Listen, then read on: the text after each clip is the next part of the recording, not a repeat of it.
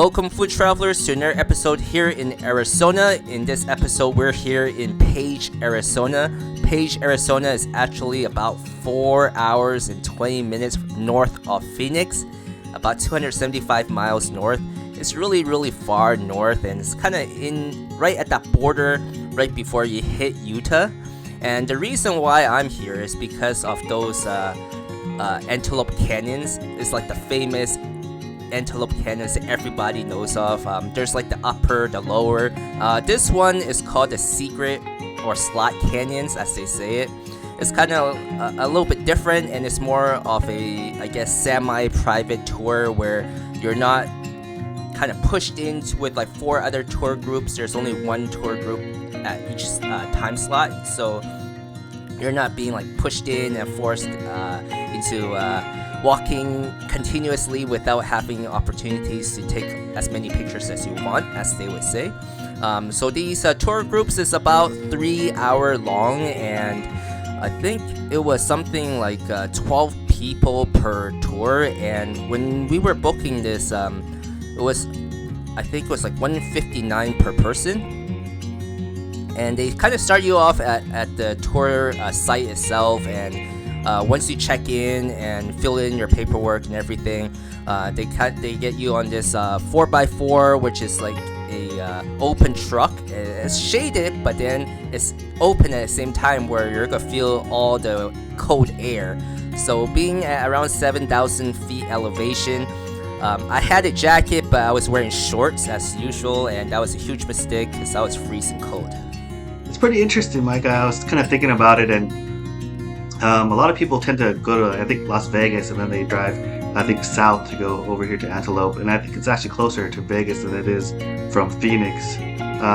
So I thought that was interesting. But yeah, definitely the Antelope Canyons are super famous. You'll see them in like a whole bunch of different Instagrams and different posts for social media, because everybody goes to visit that place, and it has those really beautiful colors of the canyons, and just going inside the kind of little hallways within the cavern just really has spectacular pictures.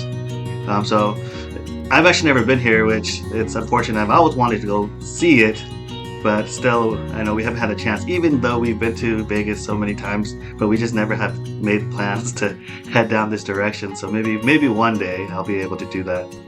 Yeah, so another thing I did want to mention is with this tour group, it does include the Horseshoe shoe. So Horseshoe shoe, you normally, when you get to one of these locations, it's like filled with tourists everywhere. It's like impossible to get a picture. You're kind of lined up to get a picture. So with the tour group, they actually have their own private area of the site. So you're kind of separated from everybody else, and you can take turns and get your pictures and videos as much as you want.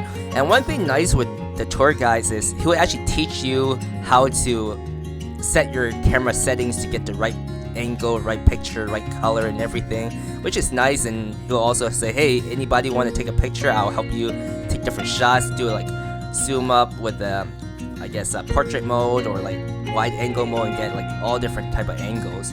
And so after the tour group, we came to this restaurant called the KPop kitchen. And being freezing cold, I really wanted hot soup, or just something hot in general. And it was interesting. The way I found this restaurant is they had this pamphlet in the tour guide area or tour site area, and it said, hey, Korean food nearby. I'm like, okay, let's go. It's pretty interesting to see how popular Korean culture has become, especially with the food and everything. You know, it's something I know for us. We've visited Korea, and we've also definitely eaten plenty of Korean foods, and we really do enjoy it. But just the fact that the Korean food has made its way out to the Arizona desert is pretty amazing. Yeah, it sure is. I mean, you definitely see a lot of Chinese restaurants everywhere, but you don't often see as much Korean places around. So with this restaurant, they are open daily from 10:30 a.m. to 9:30 p.m. with Sundays at 4:30 p.m. to 9:30. And some of the dishes that we got here is the jajang rice. Usually the jajang is like the black bean sauce with the rice and vegetables and meat. So I thought this one is kind of more I guess different. I didn't want noodles, but at the same time I didn't want rice, and I saw this one, so I thought, okay, let's try it out. And being a K-pop name in the restaurant, I thought there would be more K-pop themed items or K-pop like decoration. Unfortunately, it was just the TV on with K-pop music being played in the background. I thought, okay, I feel kind of gypped here, but I mean, we're already sat down. I was hungry, so yeah, we stayed here. Some of the other dishes that I got here is the tteokbokki, and usually tteokbokki is like a rice cake, and it's kind of more on the spicy side. And usually you do have an option to add cheese to it too, but I did ask for that. They're like, yeah, we don't have cheese here. Yeah, that's pretty odd.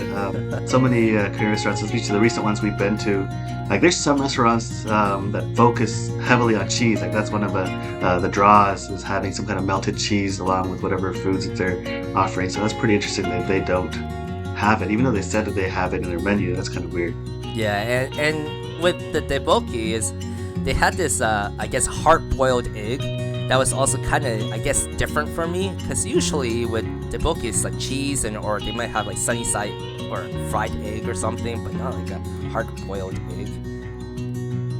I know from the prior places, at least I've been to, like I've seen like hard-boiled quail eggs, so it's kind of eggs that you can include with tteokbokki, but I never seen actual chicken eggs. I don't know, maybe it's just maybe the places I've been to, but yeah, that's pretty uncommon, at least for me. So with the hot soup dishes that we got here is that we got the galbitang, which is the beef short rib soup, and in the video you see here is the I'm gonna butcher the name. I think it's a dongjang jjigae, which is the soybean paste stew with tofu and veggies. I thought the beef short rib, it could have had a little bit more flavor to it. It was really on the light side. Like usually a lot of these beef bone soups, the soup color is a little bit darker and creamier in color from my experience, but I guess that is what it is here. And to wrap up the episode are the notables. Unfortunately for this one, there are none. If you've enjoyed the content you've seen, don't forget to support the channel and hit like and subscribe. And if you want to see additional pictures of food and our travels, go over to our Instagram page and follow us there. And thanks for watching.